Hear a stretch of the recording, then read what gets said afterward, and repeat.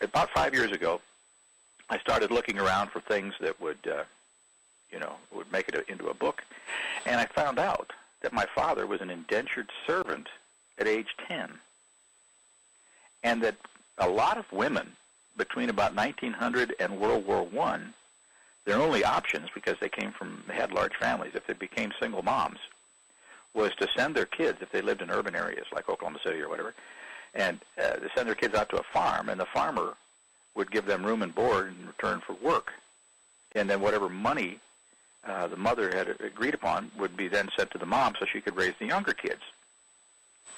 And so I found out my dad was in this process, and he was there for a year with this farmer, and then his aunt came out.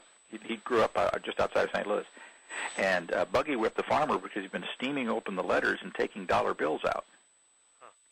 So my dad got a job as a janitor at a wooden auto body plant, made wooden auto bodies for Cadillac, and all of the men on the assembly line were first-generation immigrants, so nobody spoke English. He was a 10-year-old boy, and his job was to sweep up the wood shavings.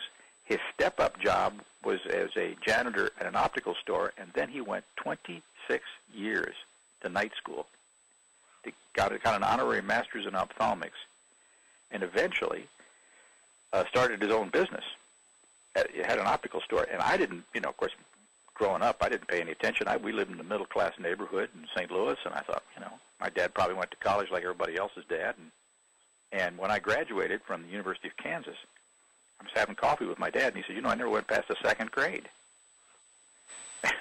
But that, so, even in my own family, in your family, in anybody's family, you dig deep enough, you'll find a reason that you've got a middle-class house, and you've got a college education, and you went to Oklahoma instead of going back to Sicily or something, because somebody took a risk and somebody worked really hard, and somebody not only worked hard, but they worked smart, because no matter what the problem was, they figured a way around it and solved it and moved on down the line.